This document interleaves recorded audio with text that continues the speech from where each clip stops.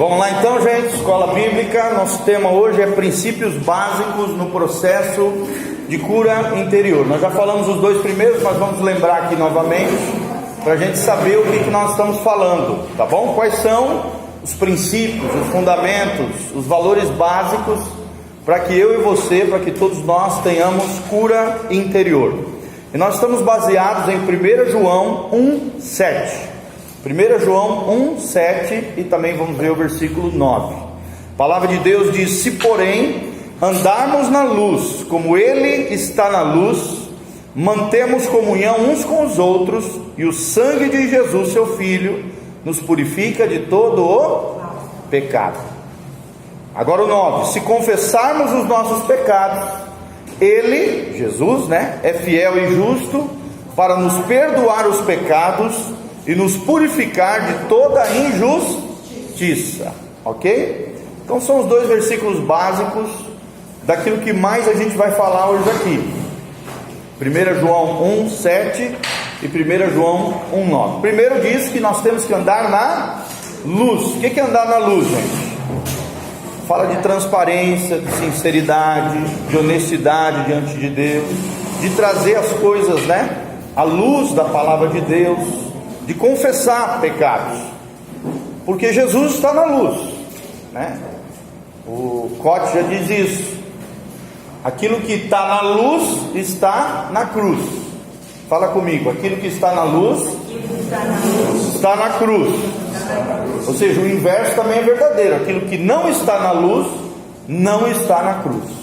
Tá bom? Então é muito importante, se nós queremos ser perdoados e, mais do que isso, purificados, precisamos andar na luz, precisamos confessar os nossos pecados, como diz ali no 9, tá bom? Para que haja perdão e purificação dos nossos pecados. Fala comigo: perdão e purificação dos nossos pecados. Ok? Então é isso que nós aprendemos nesses dois versículos. Jesus está disposto a te perdoar, me perdoar, nos perdoar, a exercer graça, misericórdia, compaixão para conosco. Só que existe um fundamento: andar na luz e mantermos comunhão uns com os outros. Andar na luz, transparência, honestidade, confissão de pecados. Ok? 1 João 1,7, página 36 da nossa apostila. Ok? E o segundo princípio que nós aprendemos, além de andar na luz, é termos comunhão. E para ter comunhão é necessário pedido de perdão, reconciliação, restauração de relacionamentos com Deus e com os seres humanos que nós ofendemos, praticamos qualquer tipo de equívoco ou erro com as pessoas. Então basicamente é isso que nós vamos falar. São os princípios básicos no processo de cura interior. Só existe cura interior quando esses princípios são aplicados na nossa vida. São o que nós chamamos de princípios redentivos, implícitos no sacrifício de Jesus, na cruz de Cristo. Ok? Lembrando sempre que o evangelho de Jesus é um evangelho centrado aonde, gente? Na cruz. Amém? Nós vivemos na graça de Deus, temos a cruz de Cristo como centro do evangelho e vivemos a vida cristã no poder do Espírito Santo. Vivemos para a glória de Deus. O evangelho que nós servimos tem como centro a cruz de Cristo, o amor de Deus revelado na cruz de Cristo. E a cruz também simboliza uma série de coisas, Perdão, restauração, cura, quebra de maldições. A cruz, gente, quando a gente começa a estudar a cruz de Cristo, abre um leque assim extraordinário no evangelho. Mais para frente nós vamos tratar sobre isso, sobre a cruz de Cristo, o que envolve, o que engloba tudo isso, tá? Eu tenho uma pregação baseada nesse material, que eu falo só sobre isso, só sobre cruz, tá? Jesus como nosso representante, Jesus como nosso sacerdote, Jesus como nosso estilo de vida. Vocês vão ver que a cruz de Cristo não é só aquele pedacinho de madeira pendurado no seu pescoço, ou em cima das igrejas, ou no fundo de um salão. Não, é algo extraordinário, é uma realidade espiritual, precisa ser vivenciada todos os dias na nossa vida. Amém? Glória a Deus. Então vamos lá. Então, primeiro princípio: revelação e confrontação. A verdade fere, a verdade confronta. Pessoas enfermas na alma precisam ser confrontadas na sua memória e na sua história. E aí o exemplo daquele trecho ali que nós lemos em Lucas 13, de 10 a 17. Jesus confrontou aquela mulher numa dor que ela vivenciava e que dava legalidade para os demônios que a faziam ficar encurvada, humilhada, envergonhada, né? Coxa ali. Imagina que coisa terrível. Então nós precisamos ser confrontados, e aqueles que nós estamos aconselhando também, confrontados na memória, na história, falando sempre a verdade, debaixo da dependência do Espírito Santo, da direção do Senhor, e baseados na palavra de Deus. Não é nos achismos. Eu acho isso, eu penso aqui. Não. O que você acha não interessa no aconselhamento bíblico cristão. O que interessa é aquilo que Deus acha na sua palavra, tá bom? A não ser que seja uma questão pessoal, mas daí deixe bem claro: irmão, dentro do que eu percebo pessoalmente, se eu fosse você, eu faria isso. Mas até essa dica que você dá não pode estar em confronto, em contrariedade com a palavra de Deus. Até o seu conselho, a sua dica, né? Aquilo que você faria no lugar da pessoa, tem que estar respaldado na palavra de Deus. Porque o nosso achismo não tem respaldo nenhum. Está respaldado geralmente pelos nossos sentimentos, as nossas emoções, nosso coração, que a Bíblia diz que é enganoso e perverso, é perigoso você confiar no teu coração, você confiar no teu achismo. Então, baseie-se sempre, né? Confronte pessoas através da palavra de Deus. O que nós temos visto na prática? É que o próprio Deus é o grande especialista em caminhar nas feridas das pessoas, exatamente porque Jesus já carregou essas dores no seu sacrifício. Ou seja, Jesus se identifica conosco. Ele foi Deus, mas ele também foi homem. As dores que você passou, Jesus também passou. Traição, decepção, frustração, gente. Pessoas que ele amou, pessoas que ele se dedicou, pessoas que ele deu a vida. Tudo que você vivencia nessa vida, Jesus também já passou. Por isso ele pode interceder por nós junto ao Pai. Por isso ele pode ser o nosso advogado. Porque tudo aquilo que nós vivenciamos e passamos, Jesus já passou, e numa dimensão muito maior que a nossa.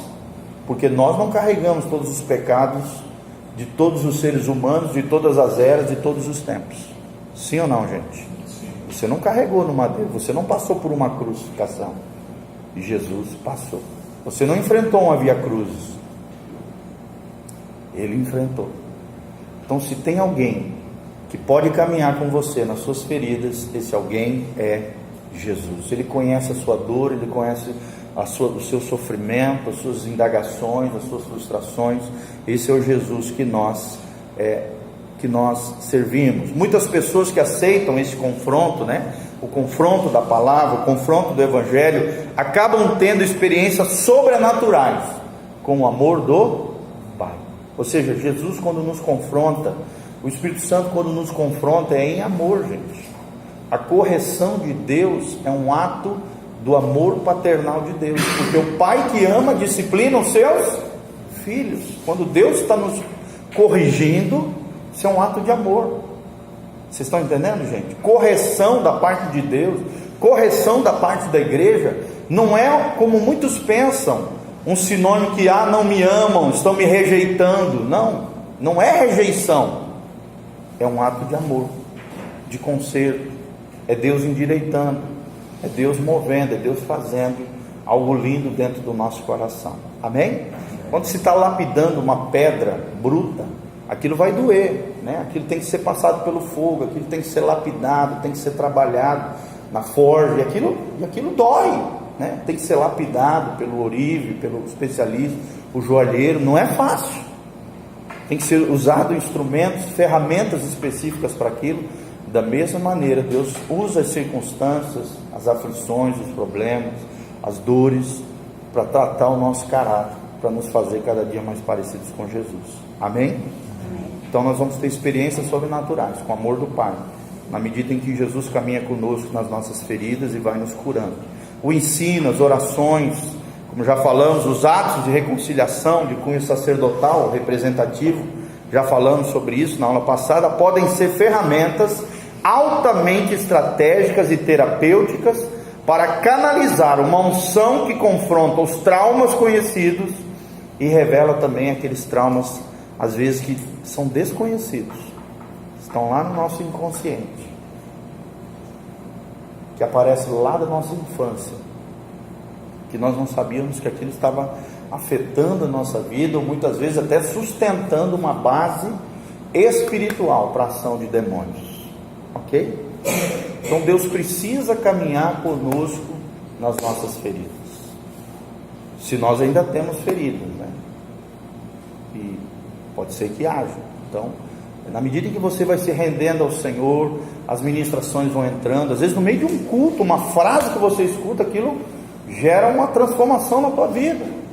Amém? É libertador. Conhecereis a verdade e a verdade vos libertará. Às vezes você está lidando com a culpa, né, com remorso, uma coisa do passado lá, você não se perdoa, de repente Deus usa a graça de Deus, o pregador ali naquele momento solta uma que vem lá do céu, e aí você escuta aquela palavra e aquilo te liberta, te tira de um sofisma, que é uma mentira com aparência de verdade. Como é que a gente combate um sofisma? Com a verdade. A verdade liberta, a verdade confronta, a verdade revela aquilo que está no nosso coração, e a verdade nos transforma também. Amém?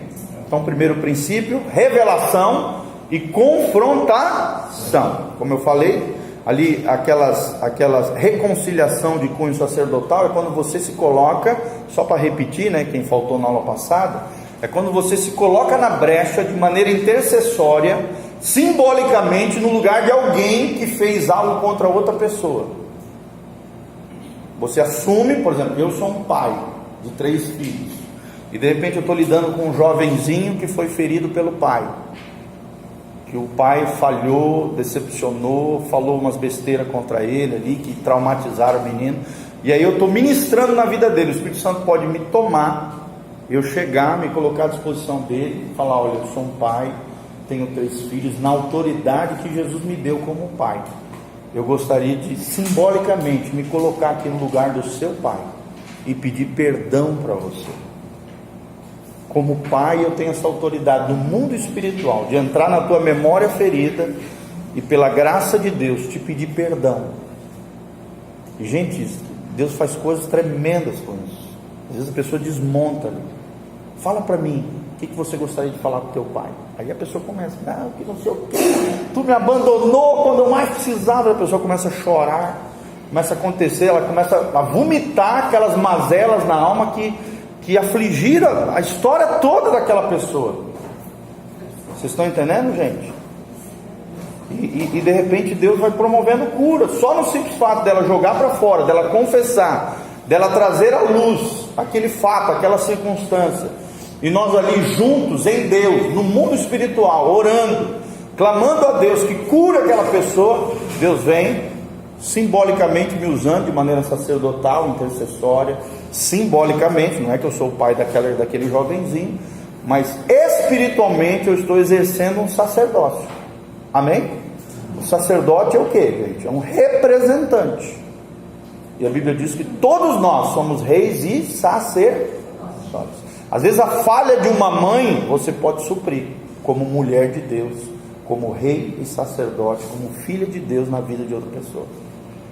Isso é tremendo, gente. Eu já fiz muito isso no gabinete, com jovens principalmente, né? Na época que eu pastoreava muitos jovens, eu vi jovens chorando assim copiosamente, traumas e situações terríveis. Eu me lembro agora de um fato, de um jovem foi abandonado no ato da concepção pelo pai. O pai saiu fora da vida dele e sumiu, ele não conheceu, ele foi conhecer o pai com 17 anos de idade, e aquilo gerou revolta. Um menino extremamente problemático na área sexual, se meteu com homossexualismo, com tudo quanto é coisa, tinha vida crônica na área sexual, e uma revolta assim inexplicável, uma ira descontrolada. E aí, conversando com ele, dentro da sua história, caminhando com ele, com o Espírito Santo, com Jesus, nas feridas dele, Deus revelou que aquilo era a causa de toda aquela revolta. E aí nós oramos juntos. Eu fiz o papel de pai dele no sentido de desfazer tudo aquilo que o diabo tinha falado, de que ele não prestava, que ele não tinha valor, e eu fiz o contrário. Você é especial, você é um homem de Deus, Deus tem um projeto na tua vida, você é amado, eu te amo. E Deus reverteu isso no coração desse menino. Foi algo lindo, gente. E assim, não é nada programado, é o Espírito Santo que vai te direcionando ali. Todo aconselhamento é um mistério, gente. Amém? A gente não sabe por onde o Espírito Santo vai nos levar. Por isso é importante a gente ter uma vida em Deus, conhecer a palavra e estar debaixo do governo do Espírito Santo. Fala. Mesmo o pai do menino estando vivo, você pode... Mesmo o pai estando vivo, porque às vezes o pai não está nem aí para o filho, está lá em Rondônia, lá o cara está nem aí. Se conheceram tudo, o pai até pediu desculpa, tal, mas não desfez tudo aquilo que ele tinha falado, feito, as cacas. Não é crente. Então outra pessoa, o que é entrar na brecha no mundo espiritual? É isso, é tapar um buraco que alguém abriu, ou que você mesmo abriu, né? E você fechar aquela lacuna de maneira intercessória, sacerdotal, com revelação e confrontação. Amém? Então é tremendo isso. Segundo princípio aqui, gente: confissão da culpa e da vergonha, né? Ou às vezes são casos de culpa, ou às vezes tem misturado os dois, culpa e vergonha, ou senão às vezes é só um caso de vergonha, de desonra e tal. Essa é a maneira bíblica de quebrar o poder de um trauma na vida da pessoa: culpa e vergonha. Fala comigo: culpa e vergonha. Ou seja, por incrível que pareça, o caminho não é se proteger, mas se expor, ou seja, confessar, trazer à luz. Se andarmos na luz, temos comunhão uns com os outros, e o sangue de Jesus, seu Filho, nos purifica de todo o pecado. Andar na luz é isso, é se expor. E quando a gente se expõe, a luz brilha e mostra todas as nossas deficiências. Sim ou não? Num lugar escuro, eu não vejo as tuas deficiências, nem você vê a minha. Mas num lugar iluminado, você vê, né, o cravo, a espinha, as deficiências físicas, tem o narigão, o orelhão, o cabeção. Todas as nossas deficiências, elas são reveladas na luz. E a gente precisa se expor, né? Não se proteger, mas se expor. Tirar as mordaças emocionais, aquilo que nos prende. A grande pedra no caminho da cura das memórias é a reputação e a dor da vergonha. Ou seja, geralmente a gente não quer confessar. Por quê? O que vão pensar de mim? O que as pessoas vão falar a meu respeito? E o diabo prende muitas pessoas através desse pensamento, que é um sofisma. Porque um princípio do cristianismo é a transparência, é a sinceridade, é a honestidade diante de Deus e diante dos homens. E tem coisa na vida, gente, que não é só orar e confessar para Deus, tem que confessar e pedir ajuda para alguém, né? Por exemplo, situações sexuais crônicas, né? Vícios e compulsões. Não é só Jesus me perdoa, você confessou para Deus, mas e aí? Continua debaixo do grilhão do pecado? Você precisa de ajuda. Você precisa de ajuda. Você está entendendo? Você não está dando conta sozinho. Você precisa de apoio, de ajuda, de oração, de intercessão, de alguma pessoa que vá ali com você lutar aquela luta com você. Às vezes ele já vivenciou aquilo, já passou aquilo, te dá ferramentas, te dá estratégias para extrair a raiz da iniquidade da tua vida. Vai orar, vai interceder por você, vai entrar na brecha com você. Então, isso aqui é muito importante. A grande pedra no caminho da cura das memórias é a reputação. Esquece a tua reputação. Seja sincero, seja transparente e vença a dor da vergonha. Ok? A principal evidência de uma pessoa curada é a capacidade de falar da sua história com bom humor. Nós falamos já um pouquinho sobre isso, né? Ou seja, como algo superado, como algo vencido, como algo que ele já triunfou. Pode às vezes até achar graça daquele fato, Nem sempre, claro que tem coisa que é extremamente dolorosa, né? O cara não vai achar graça com a traição, por exemplo, conjugal. Mas assim, fatos da vida dá para ser vencidos e ainda achar graça, sim ou não? Sei, por exemplo, eu sofri muito na minha infância com apelidos, né? Terríveis, que na época me feriam, me machucavam terrivelmente. Eu chorava. Hoje eu prego para os jovens e acho graça, como algo já superado. E eles acham graça, né? Quando eu conto para eles e falo dos apelidos, tal, papapá, do cabelo vermelho e tal, eles racham o bico de rir. Hoje já não dói em mim, mas na época eu era criança, doía. Então é um fato de que hoje está curado na minha alma, porque hoje eu posso falar, né, da minha experiência, da minha cura com bom humor, achar graça, tá bom? Isso revela que essa parte da minha história foi restaurada. Todo mundo está entendendo? Sim. Amém? Então vamos lá. Terceiro princípio: perdoar incondicionalmente injustiça.